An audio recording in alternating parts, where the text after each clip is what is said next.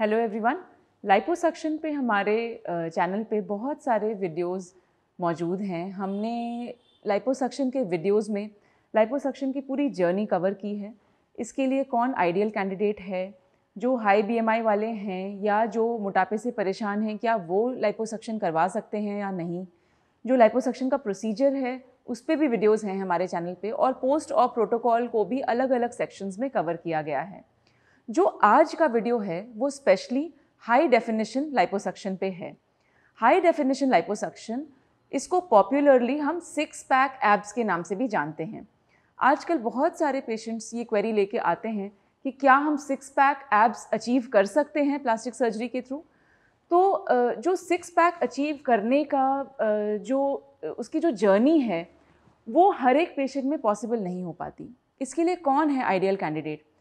अगर आप बहुत हाई बीएमआई वाले हैं तो इसमें यहाँ पे पेशेंट सिलेक्शन हमें करना पड़ता है। जो लोअर बीएमआई है उनमें हम बॉडी स्कल्पटिंग या लाइपोस्कल्पचर कर सकते हैं। जो हायर बीएमआई है उनको पहले हम डी बल्किंग करेंगे, मतलब वो लाइपोसक्शन पहले करेंगे, स्किन थोड़ी रिट्रैक्ट होगी, उसके बाद वो कैंडिडेट बन सकते हैं हाई डेफिनेशन लाइपोसक्शन के लिए। जब हम लाइपोसक्शन के लिए पेशेंट्स एनरोल करते हैं तो हम ये इंश्योर करते हैं कि वो एक हेल्दी लाइफस्टाइल फॉलो कर रहे हों। हाई डेफिनेशन लाइपोसक्शन में ये और भी इम्पॉर्टेंट है कि आप ऑलरेडी एक एक्सरसाइज प्रोटोकॉल में हैं, आपकी डाइट ऑलरेडी कंट्रोल्ड है, आपके बॉडी फिजिक ऑलरेडी अच्छी है, और उसके बाद आप उसको नेक्स्ट लेवल तक पहुंचाना चाहते हैं। प्लास्टिक सर्जरी इसमें बहुत हद तक मददगार साबित होती है, और हम हाई डेफिनेशन लाइपोसक्शन के द्वारा जो मस्कुलर फिजिक है वो अचीव कर पाते हैं।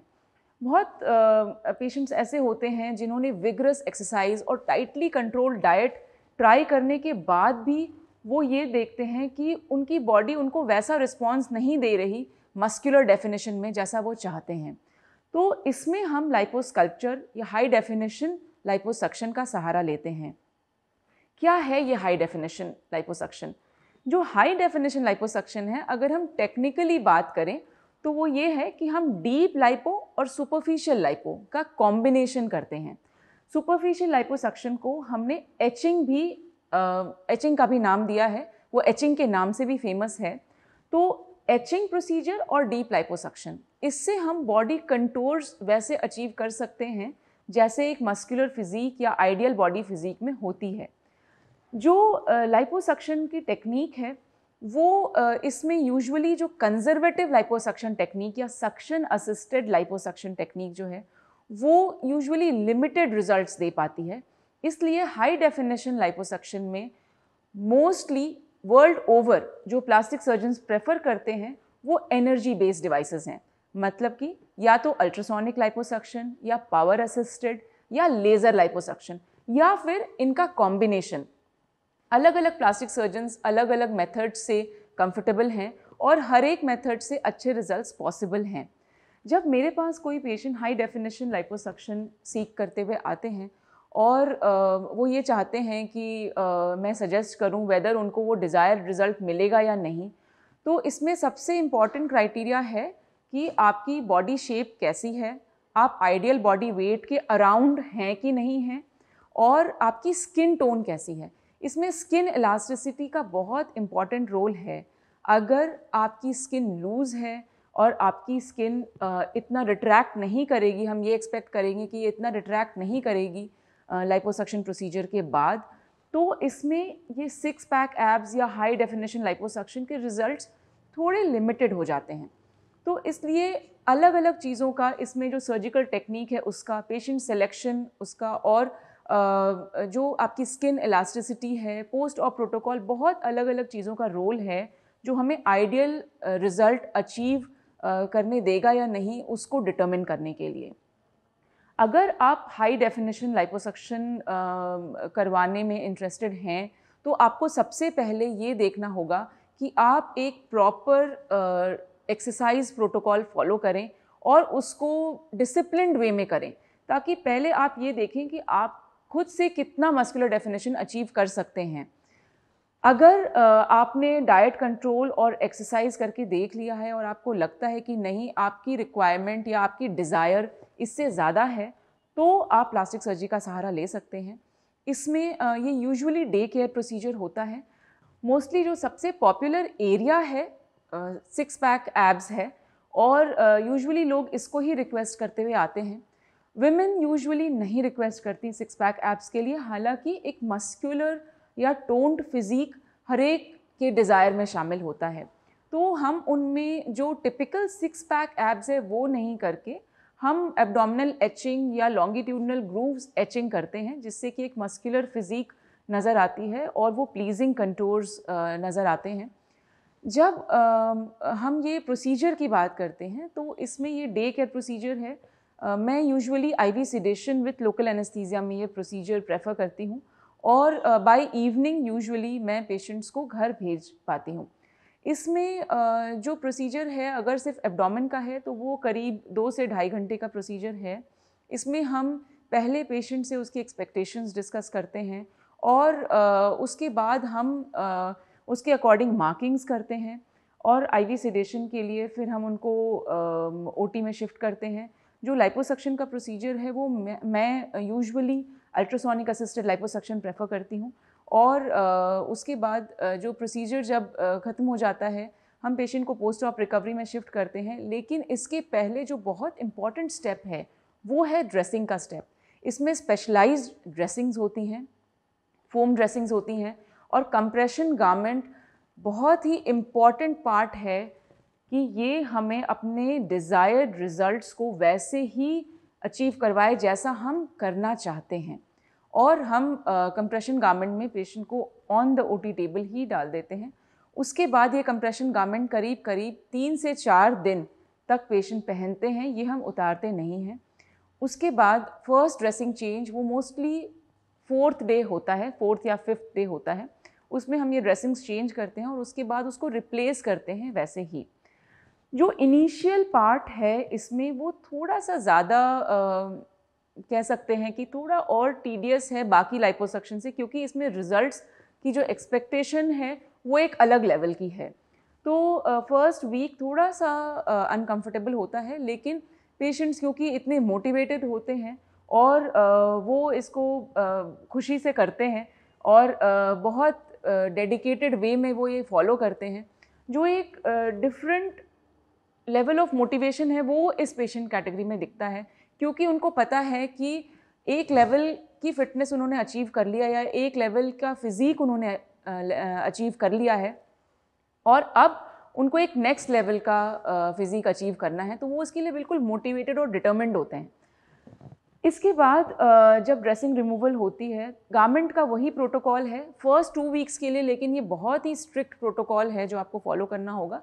नेक्स्ट 2 वीक्स में हम थोड़ा ईज़ ऑफ कर सकते हैं गारमेंट पहनने का जो प्रोटोकॉल है। इसमें जो मैं एडिशनली पेशेंट्स को बताती हूँ कि आप इसके बाद आरएफ मसाजेस करवा सकते हैं, जो radio frequency assisted skin tightening procedures हैं वो भी इसमें हेल्प करते हैं। जो ग्रूव्स हैं वो और वेल डिफाइंड हो जाते हैं इनसे। जब हम वापस अगर हम थोड़ा सा इसकी टेक्निक को समझने की कोशिश करें, तो इसमें लाइपोस्कल्पचर की टेक्निक है बेसिकली।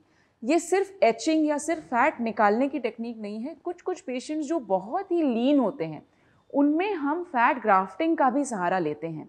मतलब कि जो पैक्स वाला एरिया है उस पर हम स्मॉल डिग्री ऑफ या moderate degree of fat grafting करते हैं, जिससे कि वो पैक्स और बेटर नज़र आए और वो एक लुक दें कि हाँ ये सिक्स पैक एब्स हैं। जो बाकी एरियाज़ हैं जैसे कि लोअर एब्डोमेन का एरिया या आइलियाक क्रेस्ट का एरिया जो कमर वाला हिस्सा होता है, या love handles, back, deltoid, chest shaping, ये भी बहुत पॉपुलर है मेल पेशेंट्स में, जो स्मॉलर गायनेकोमास्टिया लेके आते हैं और उनको लगता है कि हाँ उनकी चेस्ट शेप और बेटर अचीव हो सकती है। उसमें भी हम फैट ग्राफ्टिंग और गायनेकोमास्टिया सर्जरी को कंबाइन करते हैं, जिससे कि जो ऊपर पेक्टोरल का हिस्सा होता है उसको हम थोड़ा प्रोमिनेंट करते हैं और गायनेकोमास्टिया वाला हिस्सा जो है उसको हम डिक्रीज़ करते हैं। तो चेस्ट और एब्डोमिनल शेपिंग बहुत ही पॉपुलर और कॉमन कॉम्बिनेशन है मेल लाइपोस्कल्पचर या मेल हाई डेफिनेशन लाइपोस्कल्पचर में।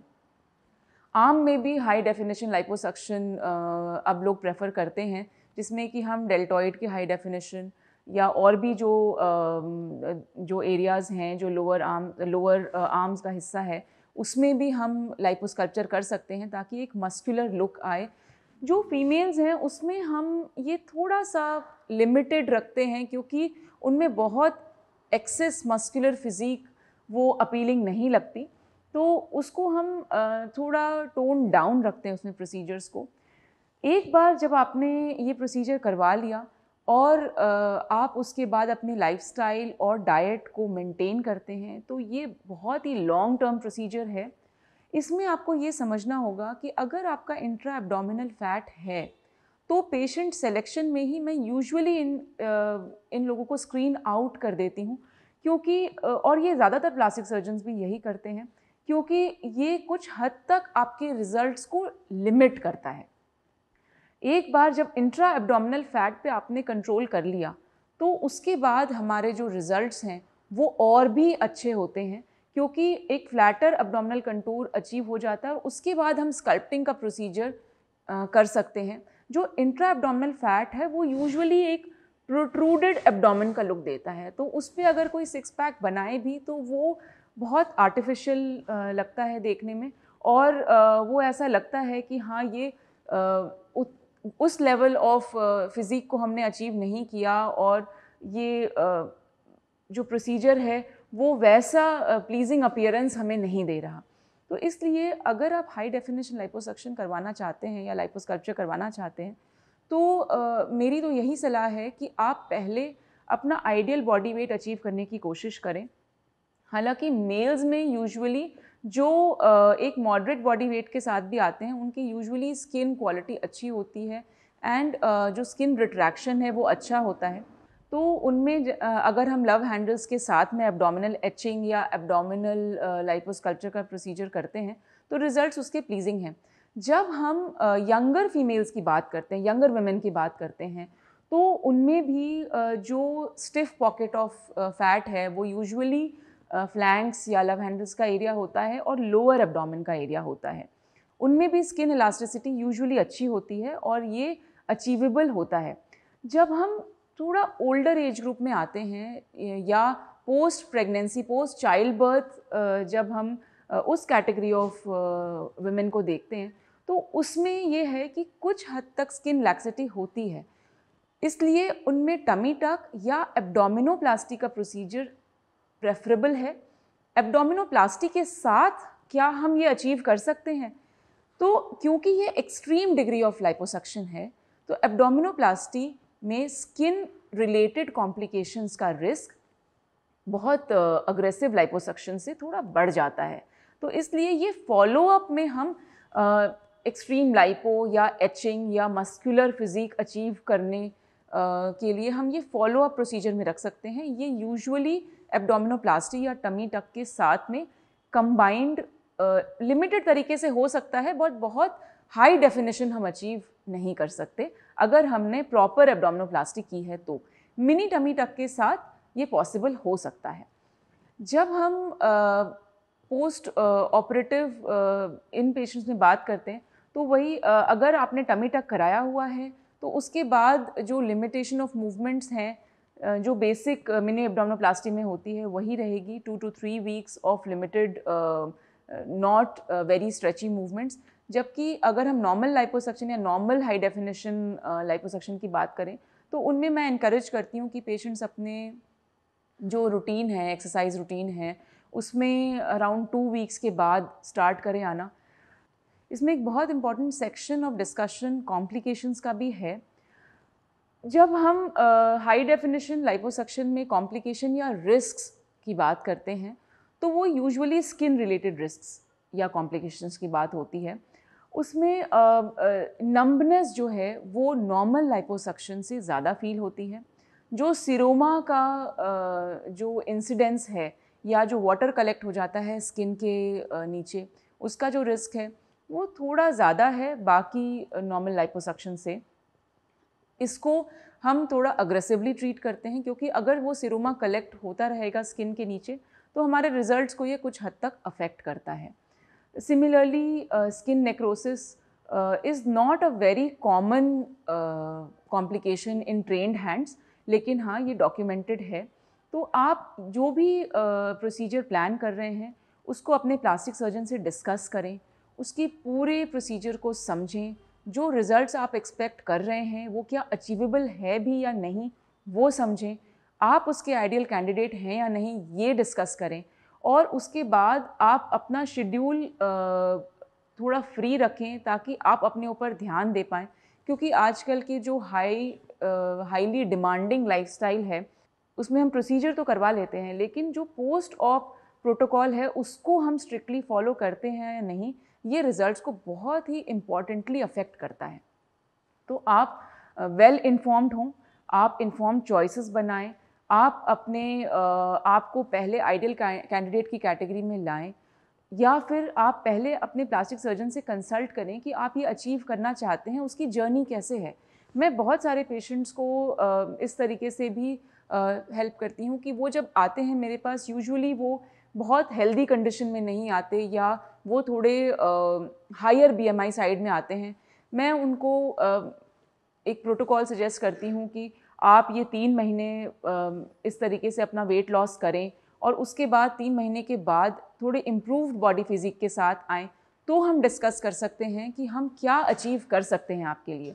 ये एक होलिस्टिक अप्रोच है, क्योंकि ये प्रोसीजर एक दिन का है, बट जो रिज़ल्ट्स आप डिज़ायर कर रहे हैं वो सारे प्लास्टिक सर्जन्स चाहते हैं कि उनके रिज़ल्ट्स लॉन्ग टर्म लास्ट करें, और इसमें पेशेंट्स का बहुत इंपॉर्टेंट रोल होता है कि वो किस हद तक अपने रिज़ल्ट्स को खुद मेंटेन करना चाहते हैं और वो डाइट एंड लाइफस्टाइल चेंजेस कितने हद तक फॉलो करते हैं।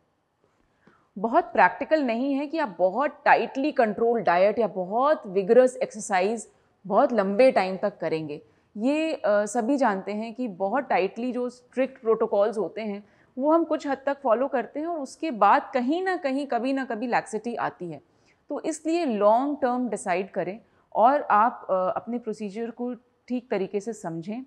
हम और भी प्लेटफॉर्म्स पे मौजूद हैं, आप हमें अपने कमेंट्स इस वीडियो में पहुंचा सकते हैं। अगर आपको लगता है कि आप हाई डेफिनेशन लाइपोसक्शन करवाना चाहते हैं और आपके और भी सवाल हैं जो हमने इस वीडियो में नहीं कवर किया, तो आप हम तक उनको पहुंचाएं, हम ज़रूर उनका जवाब देंगे। मैं और भी प्लेटफॉर्म्स पे मौजूद हूँ जैसे कि फेसबुक, इंस्टाग्राम, कोरा, और आप हमें हमारे ईमेल के ज़रिए और फ़ोन नंबर्स के ज़रिए भी पहुँच सकते हैं। हमारे चैनल का नाम SB एस्थेटिक्स है, आप इसको सब्सक्राइब करें, अपडेट्स के लिए बेल आइकन को क्लिक करें। और हमने प्लास्टिक सर्जरी पे बहुत सारे वीडियोस बनाए हैं। हमारा यही गोल है कि आप इन्फॉर्म्ड हों, इन्फॉर्म्ड चॉइसेस बनाएं और सही चॉइसेस बनाएं। Thank you.